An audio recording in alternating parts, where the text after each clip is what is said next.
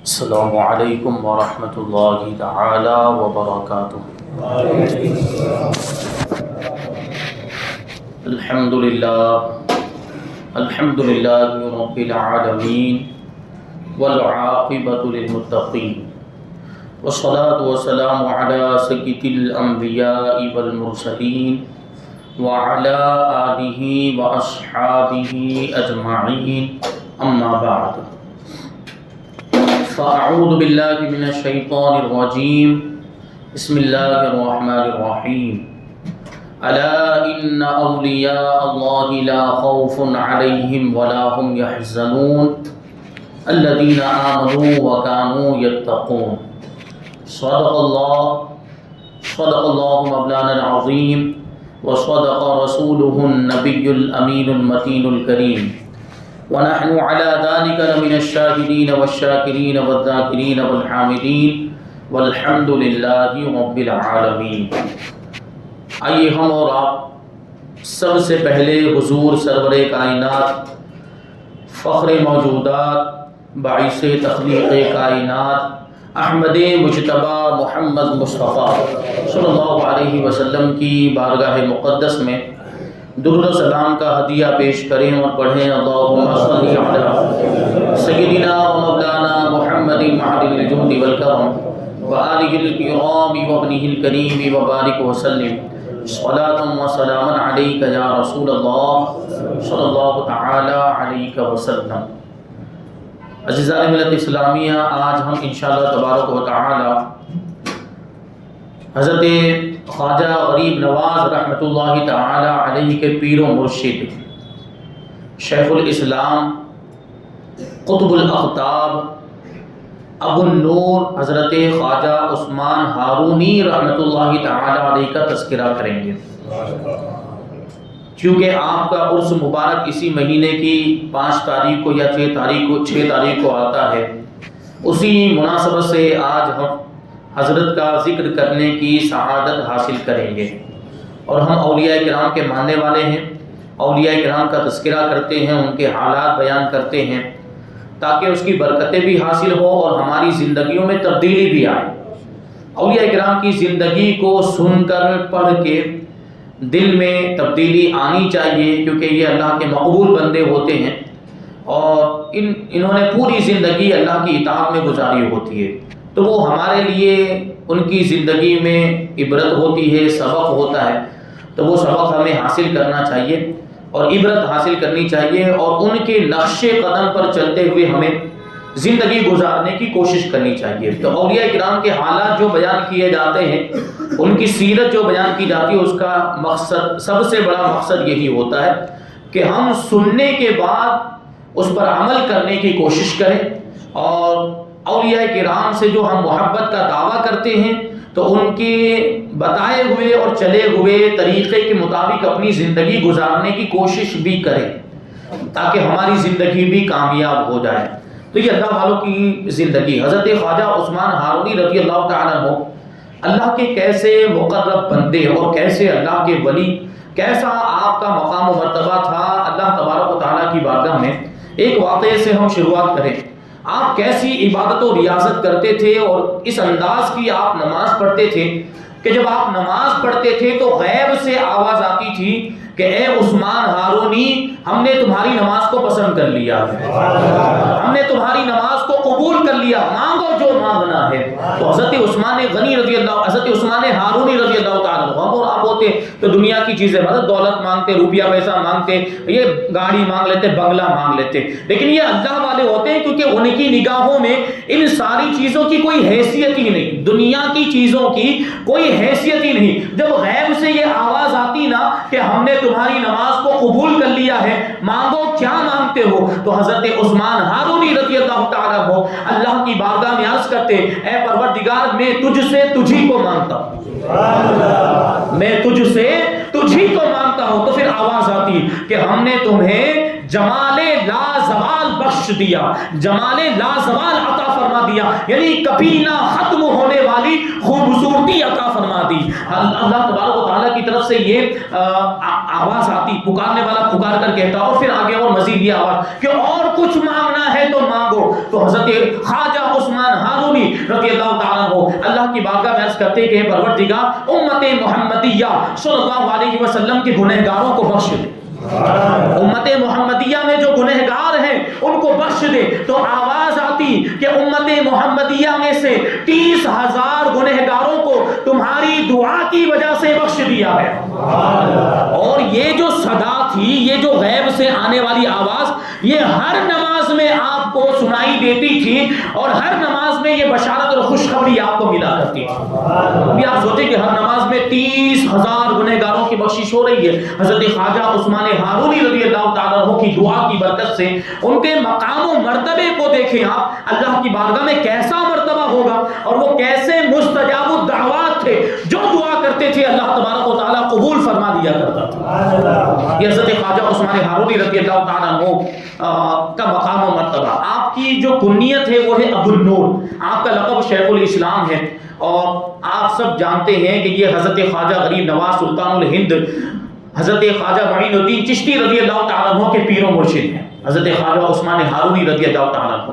آپ کی ولادت یہ خراسان کے ایک علاقے میں ہرون یا ہارون میں ہوئی۔ اس سے پہلے گزشتہ سال میں اس کے بارے میں بتا چکا کہ ہارونی کہا جاتا ہے، ورنہ یہ حقیقت میں یا تو ہرونی ہونا چاہیے یا ہارونی ہونا چاہیے، لیکن کثرت استعمال کی وجہ سے، زیادہ بولنے کی وجہ سے وہ ہارونی ہو گیا ہے، ورنہ حقیقت میں کیا ہے، وہ یا تو ہرونی ہے یا ہارونی۔ یہ ایک جگہ کا نام ہے، یہ کسی انسان کے نام کی طرف منسوب نہیں ہے، بلکہ یہ ایک علاقے کی طرف منسوب ہے، جو خراسان کے اندر ایک علاقہ تھا ہرون، یہ اسی کی طرف منسوب۔ آپ وہاں پیدا ہوئے، وہاں کے رہنے والے تھے۔ تو حضرت خواجہ عثمان ہرونی یا ہارونی، خراسان کا جو علاقہ ہے اب یہ تقسیم ہو چکا ہے، اس کا کچھ حصہ افغانستان کے اندر آتا ہے تو کچھ حصہ ایران کے اندر آتا ہے۔ یہ خراسان، وہاں پہ بڑے بڑے اولیاء کرام پیدا ہوئے، وہاں پر سکونت اختیار کی خراسان، وہیں یہ علاقہ ہے، اور اس علاقے میں حضرت خواجہ عثمان ہارونی رضی اللہ تعالیٰ عنہ پیدا ہوئے۔ ابتدائی تعلیم اپنے والد ماجد سے حاصل کی، قرآن مجید بھی حفظ کر لیا، آپ قرآن مجید کے حافظ بھی تھے، اور قرآن مجید سے ایسی محبت تھی کہ روزانہ ایک مرتبہ قرآن مجید ختم کر لیا کرتے تھے۔ یہ قرآن پاک سے ایسی محبت۔ لیکن جب علم کی پیاس کی شدت زیادہ بڑھی تو آپ مزید تعلیم حاصل کرنے کے لیے، اعلیٰ تعلیم حاصل کرنے کے لیے نیشاپور تشریف لائے۔ نیشاپور یہ اس زمانے میں علم و فن کا مرکز مانا جاتا تھا، بڑے بڑے علماء اور فضلاء وہاں پر موجود تھے۔ ان کی بارگاہ میں رہ کر حضرت خواجہ عثمان ہارونی رضی اللہ تعالیٰ عنہ نے ظاہری علوم حاصل کیے جو اس زمانے میں رائج تھے، وہ سارے علوم کی آپ نے تکمیل کر لی۔ لیکن علوم ظاہری یہ آپ کی آخری منزل نہیں تھی، بلکہ آپ کو ابھی علوم باطنی کی طرف بھی متوجہ ہونا تھا، جو روحانیت کا علم جس کو کہہ لیں، روحانی تربیت بھی آپ کو اس کی طرف بھی توجہ دینی تھی، اور اپنی روحانی تربیت کروانی تھی کسی شیخ کامل سے، کسی مرشد کامل سے۔ تو اب مرشد کی تلاش میں نکلے، پیر کامل کی تلاش میں نکلے، تو حضرت خواجہ حاجی شریف زندنی رحمت اللہ تعالی علیہ کی بارگاہ میں حاضر ہوئے۔ حضرت خواجہ شریف زندنی، یہ زندنا کے رہنے والے تھے، یہ بھی غالباً وہ خراسان کے علاقے میں ہی پڑتا ہے زندنا، اور اسی کی طرف نسبت کرتے ہوئے آپ کو زندنی کہا جاتا ہے۔ حضرت خواجہ حاجی شریف زندنی رحمت اللہ تعالی علیہ سلسلہ چشتیہ کے بڑے بزرگوں میں آپ کا شمار ہوتا ہے، اور آپ کی شان یہ ہے کہ آپ نے 40 سال تک جنگلوں میں اور بیابان میں زندگی گزاری ہے، دنیا سے لا تعلق ہو کر، کیونکہ دنیا کی چیزیں اللہ سے غافل کرتی ہیں، دنیا کے معاملات، دنیا کے تعلقات یہ عبادت سے دور کرتے ہیں، اس لیے آپ نے ان ساری چیزوں کو چھوڑ دیا اور جنگل میں چلے گئے تھے۔ حضرت خواجہ شریف زندنی، حضرت خواجہ عثمان ہارونی رضی اللہ تعالیٰ عنہ کے پیر و مرشد اور غریب نواز کے دادا پیر ہیں، ان کی میں بات بتاؤں، 40 سال تک جنگلوں میں اور بیابان میں رہ کر آپ نے زندگی گزاری، عبادت اور ریاضت کرتے رہے، اور جنگل کے پتے اور درختوں کے پھل وغیرہ کھا کر آپ نے زندگی گزاری ہے، اور آپ کے بارے میں یہ بات مشہور ہے، ایسا مرتبہ آپ کو ملا تھا، اللہ تبارک و تعالیٰ نے وہ شان آپ کو عطا فرمائی تھی کہ آپ کا پس خوردہ، یعنی آپ کا بچا ہوا کھانا بھی اگر کوئی کھا لیتا تو وہ مجذوب اور مستان بن جایا کرتا تھا۔ بچا ہوا کھانا، اس میں یہ تاثیر ہوتی تھی کہ آپ کا پس خوردہ اگر کوئی کھا دیتا تو وہ بھی ولایت کے درجے پر فائز ہو جایا کرتا. ایک بھی لمحہ اللہ کی عبادت سے غافل نہیں رہتے تھے. اور کبھی آپ کو کوئی نذرانہ دے جاتا, کبھی آپ کو کوئی ہدیہ درہم و دینار دے جاتا, تو آپ اس کو کہتے کہ تو درویشوں کا دشمن ہے. تجھے درویشوں سے کیا دشمنی, فقیروں سے کیا دشمنی ہے کہ ان کو ایسی چیز دیتا ہے, ان کو وہ چیز پیش کرتا ہے جو خدا کی دشمن ہے. یعنی یہ درہم و دینار یہ خدا سے غافل کرنے والی چیزیں ہیں. تو درویشوں کو ان چیزوں سے کیا مطلب, فقیروں کو ان چیزوں سے کیا مطلب. یہ حضرت خواجہ عثمان ہارونی رضی اللہ تعالیٰ عنہ کے پیر و مرشد حضرت خواجہ شریف زندنی رحمۃ اللہ تعالیٰ علیہ, ان کی بارگاہ میں حضرت خواجہ عثمان ہارونی حاضر ہوئے اور حلقہ ارادت میں شامل ہو گئے. مرید بننے کا ارادہ ظاہر کیا, انہوں نے مرید بنا لیا اور عبادت و ریاضت اور مجاہدہ کا حکم دیا. 3 سال تک حضرت خواجہ عثمان ہارونی رضی اللہ تعالیٰ عنہ ریاضت و مجاہدہ کرتے رہے. حضرت خواجہ شریف زندنی کی خانقاہ میں رہ کر جب 3 سال مکمل ہوئے اور آپ درجہ کمال تک پہنچ گئے, سلوک کی منازل کو آپ نے طے کر لیا, علم معرفت میں اور علم طریقت میں آپ نے کمال حاصل کر لیا, تو آپ کے پیر و مرشد حضرت خواجہ شریف زندنی رحمۃ اللہ تعالی نے آپ کو اپنے قریب بلایا. مرید تو پہلے بنا چکے تھے, اب اپنی خلافت اور اجازت بھی عطا فرما دی اور کلاہ چہار ترکی آپ کے سر پر رکھی. یہ بزرگان دین کا طریقہ, خاص طور پر سلسلہ چشتیہ کے بزرگوں کا طریقہ کہ وہ کلاہ چہار ترکی یہ اپنے مریدین کو اور اپنے خلفاء کو ان کے بزرگ اس سلسلے کے بزرگ پہنایا کرتے تھے. تو اب یہ کلاہ چہار ترکی کا کیا مطلب ہوتا ہے؟ یہ ایک ٹوپی ہوتی ہے, دیکھنے میں تو کپڑے کی بنی ہوئی ہوتی ہے, لیکن اس کے نام پر آپ غور کریں اور اس کے مطلب کو جاننے کی کوشش کریں تو آپ کو پتا چلے گا. کلاہ چہار ترکی فارسی میں چہار کا مطلب ہوتا ہے 4 اور ترکی یہ ترک سے بنا ہے. ترک کا معنی ہوتا ہے چھوڑ دینا, کسی بھی چیز کو چھوڑ دینا. تو چہار ترکی کا مطلب کیا ہوا؟ ایسی ٹوپی کہ جس کو پہننے کے بعد 4 چیزوں کو چھوڑ دینا پڑتا ہے. اب وہ کون سی 4 چیزیں ہیں جس کو چھوڑ دینا پڑتا ہے یہ ٹوپی پہننے کے بعد؟ وہ 4 کتابوں میں لکھا ہے, وہ 4 چیزیں. پہلی چیز ہے ترک دنیا, دنیا کو چھوڑ دینا, دنیا سے لا تعلق ہو جانا اور دنیا کی چیزوں سے بے رغبت ہو کر اللہ سے لو لگا دینا. یہ ہوتی ہے پہلی چیز. چہار ترکی 4 چیزوں میں سے پہلی چیز دنیا کو چھوڑ دینا, اور دوسری چیز ہے ترک عقبہ, آخرت کو بھی چھوڑ دینا. مطلب یہ ہے کہ آخرت میں کیا انجام ہوگا اس کی فکر نہ کرنا, بس اللہ ہی اللہ کرتے رہنا, اللہ ہی سے لو لگا لینا. اور بندہ جب اس درجے پر پہنچ جاتا ہے تو اس کو نہ دنیا سے کوئی مطلب ہوتا ہے نہ اس کو جنت کی فکر ہوتی کہ مجھے جنت ملے گی کہ نہیں ملے گی. وہ تو بس اللہ کے جلووں میں کھو جاتا ہے, تو وہ آخرت کی فکر بھی پھر چھوڑ دیتا. یہ دوسری چیز ہوئی. اور تیسری چیز میں آپ کو بتاؤں وہ ہے کھانا پینا چھوڑ دینا, ترک شرب و عقل یعنی کھانے پینے کی چیزوں کو بھی چھوڑ دینا. اس پر میں ابھی آؤں گا. حضرت خواجہ عثمان ہارونی رضی اللہ تعالیٰ عنہ یہ کھانے پینے کو کس طریقے سے آپ نے چھوڑ دیا تھا, اور میں آپ کو اس سے پہلے بھی بتا چکا ہوں کہ اللہ والے جب اللہ کے جلووں میں گم ہو جاتے ہیں اور سلوک اور معرفت کی راہیں طے کرنے میں لگ جاتے ہیں تو پھر وہ کھانے پینے سے بے نیاز ہو جاتے ہیں. نہ ان کو پھر کھانے کی کوئی فکر ہوتی ہے, نہ ان کو پھر پانی پینے کا, اور کوئی چیز پیاس بھی ان کو ستاتی نہیں ہے, کیونکہ اللہ کا ذکر ہی اور اللہ کی یاد ہی ان کا کھانا بھی ہو جاتا ہے اور ان کا پانی بھی ہو جاتا ہے.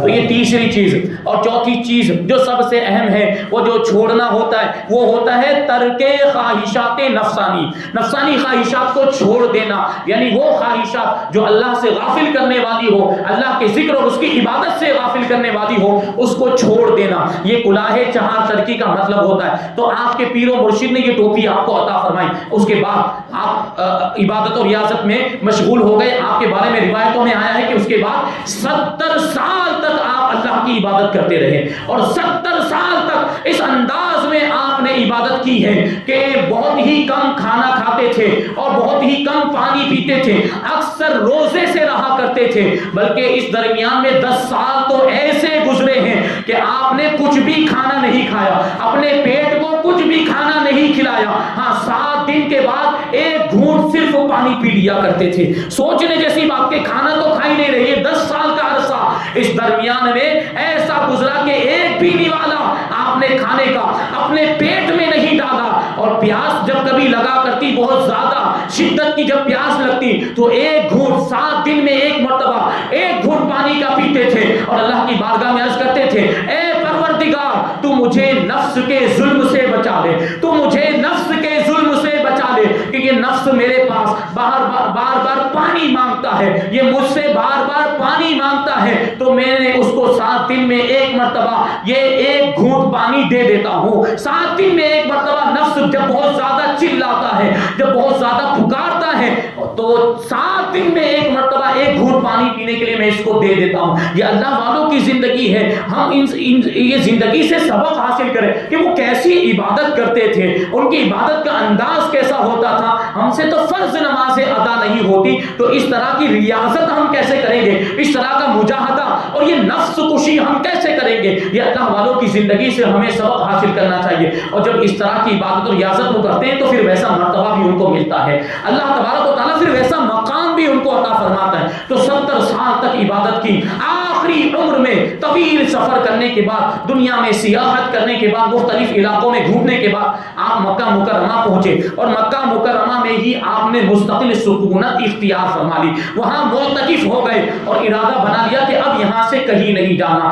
آخری عمر میں حضرت خواجہ عثمان ہارونی رضی اللہ تعالیٰ عنہ نے 2 مخصوص دعائیں کی تھی. ان دعاؤں پر غور کریں, وہ دعائیں کیسی اور کتنی پیاری دعائیں تھی. حضرت خواجہ عثمان ہارونی نے اللہ کی بارگاہ میں پہلی دعا یہ کی تھی کہ اے پروردگار, میری قبر مکہ مکرمہ میں ہی بنے, میری قبر جو ہے وہ مکہ مکرمہ میں ہی بنے, اور میری قبر کا نشان بھی باقی رہے, میری قبر کی پہچان باقی رہے, علامت باقی رہے, تاکہ لوگ آئیں ایصال ثواب کر سکیں, فاتحہ وغیرہ پڑھ سکیں, میری قبر کا نشان بھی باقی رہے. یہ حضرت خواجہ عثمان ہارونی نے پہلی دعا کی تھی. اور میں ابھی عرض کر چکا ہوں کہ آپ مستجاب الدعوات تھے, جو دعا آپ کرتے تھے وہ دعا اللہ کی بارگاہ میں قبول ہوتی تھی. تو یہ دعا آپ نے پہلی دعا کی, اور دوسری دعا کیا تھی؟ اللہ کی بارگاہ میں اس کہتے ہیں کہ پروردگار, میرے روحانی فرزند معین الدین چشتی, اس کو ایسی ولایت عطا فرما جیسی ولایت آج تک کسی کو نہ ملی ہو. یہ دعا آپ نے حضرت خواجہ غریب نواز کے بارے میں کی. اس سے بھی آپ اندازہ لگائیں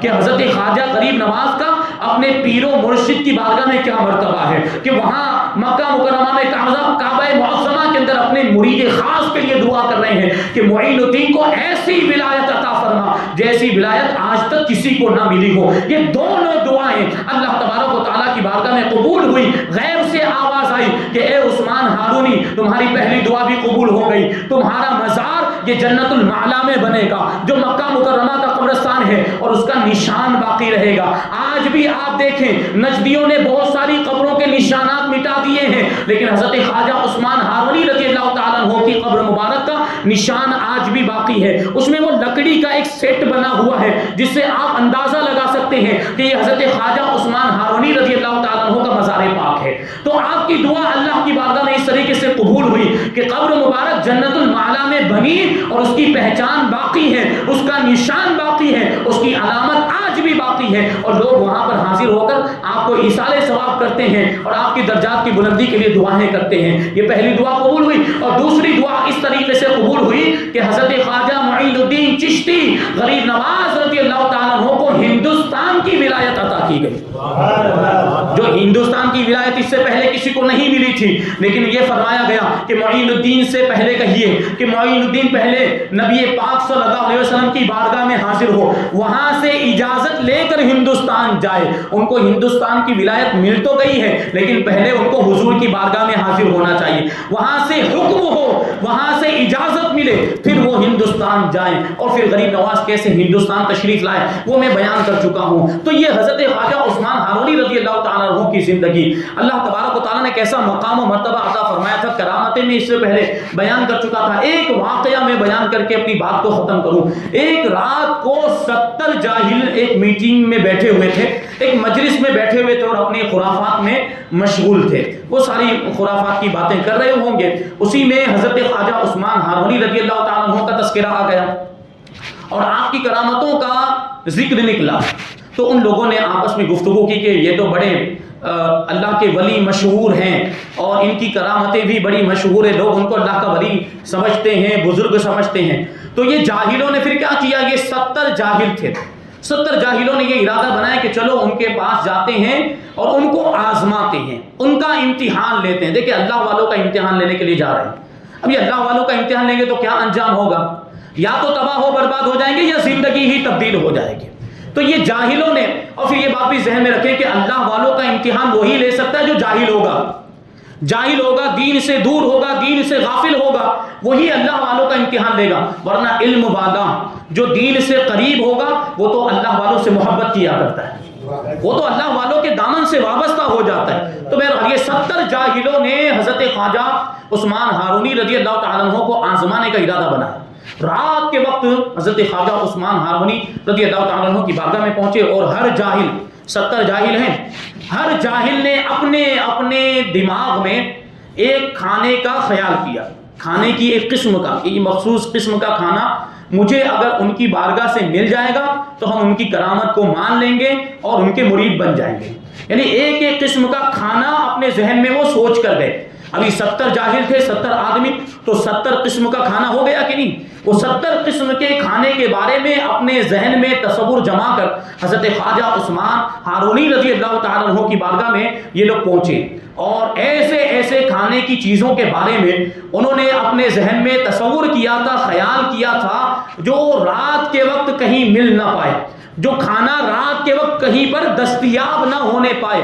یہ ایسا کھانا وہ لوگ سوچ کر گئے تھے، رات کے وقت گئے تھے۔ جیسے ہی یہ لوگ حضرت خواجہ عثمان ہارونی رضی اللہ تعالیٰ عنہ کی بارگاہ میں پہنچے، حضرت خواجہ عثمان ہارونی نے آیت کریمہ کی تلاوت کی، واللہ یہدی من یشاء الی صراط مستقیم، کہ اللہ جسے چاہتا ہے سیدھے راستے کی ہدایت عطا فرماتا ہے۔ یہ 70 جاہلوں کو دیکھنے کے بعد حضرت خواجہ عثمان ہارونی رضی اللہ تعالیٰ عنہ نے یہ آیت کریمہ تلاوت کی۔ جب یہ لوگ آئے تو اپنے سامنے ان 70 جاہلوں کو آپ نے بٹھا دیا، 70 آدمیوں کو کہا یہاں بیٹھ جاؤ۔ پھر کیا ہوا؟ کہتے ہیں بسم اللہ الرحمن الرحیم پڑھنے کے بعد حضرت خواجہ عثمان ہارونی رضی اللہ تعالیٰ عنہ نے آسمان کی طرف اس طریقے سے ہاتھ کیا، پھر واپس ایسے ہاتھ سامنے کیا تو اس میں کھانے کا ایک طبق موجود تھا، کھانے کا ایک تھال موجود تھا جس میں قسم قسم کے کھانے موجود تھے، 70 کھانے موجود تھے۔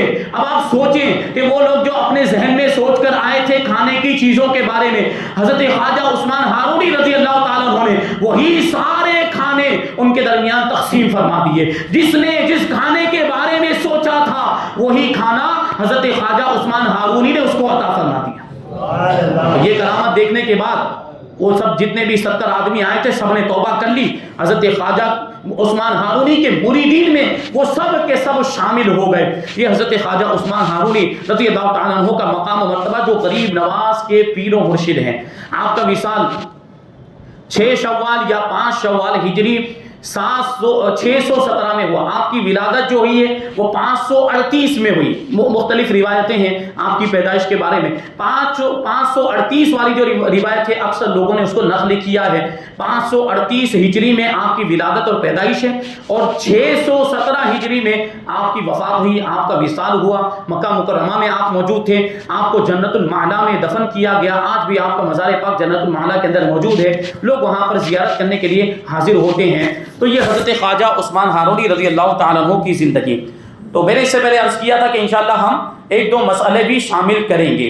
تو مسبوق کی بات چل رہی تھی اور اس کے بارے میں سوال بھی آیا کہ مسبوق کو قراءت کس طریقے سے کرنی چاہیے، مسبوق قراءت کس طریقے سے کرے گا، 1 رکعت چھوٹی یا 2 رکعت چھوٹی ہے۔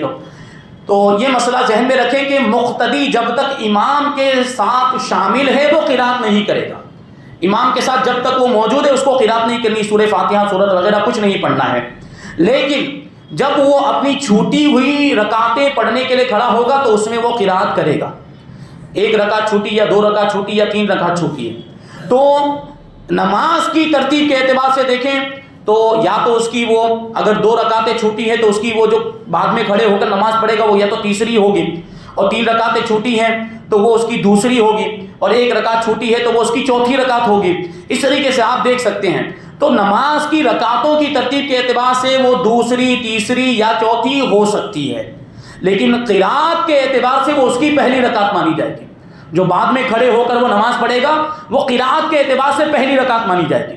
یعنی مثال کے طور پر 3 رکعتیں اگر اس کی چھوٹی ہوئی ہیں تو 3 رکعت میں پہلی رکعت میں وہ سورہ فاتحہ کے ساتھ سورت ملائے گا، اور پھر وہ دوسری رکعت پڑھے گا۔ قاعدہ کرنے کے بعد جب دوسری رکعت کے لیے کھڑا ہوگا، جو بعد میں الگ سے پڑھا اس کی میں بات کر رہا ہوں، تو اس دوسری رکعت میں بھی وہ سورہ فاتحہ کے ساتھ سورت ملائے گا، اور جب تیسری رکعت پڑھے گا تو اس میں صرف وہ سورہ فاتحہ ہی پڑھے گا، کیونکہ فرض نماز کے بارے میں آپ نے سنا ہے کہ فرض نماز میں صرف پہلی 2 رکعتوں کے اندر سورہ فاتحہ کے ساتھ سورت ملانی ہے، بعد والی اب چاہے بعد میں 1 رکعت بچی ہو یا 2 رکعت بچی ہو اس میں صرف سورہ فاتحہ پڑھنی، تو 3 رکعت چھوٹی ہے تو یہ صورت پیش آ سکتی ہے، تو اس میں پہلی 2 رکعتوں میں سورہ فاتحہ کے ساتھ صورت ملانی ہے، اور تیسری رکعت جو وہ بعد میں آخری میں پڑھے گا اس میں اس کو صورت نہیں ملانی، اور اگر 2 ہی رکعتیں چھوٹی ہیں تو دونوں رکعتوں کے اندر وہ سورہ فاتحہ کے ساتھ صورت ملائے گا، اور 1 رکعت چھوٹی ہے تو اس 1 رکعت میں بھی اس کو صورت پڑھنی۔ یہاں پہ ایک مسئلہ ذہن میں رکھیں، میں نے یہ عرض کیا تھا کہ اگر ہم جہری نماز میں شامل ہوئے جس میں امام بلند آواز سے قرات کرتا ہے اور قرات شروع ہو چکی ہے تو ثنا نہیں پڑھنا ہے،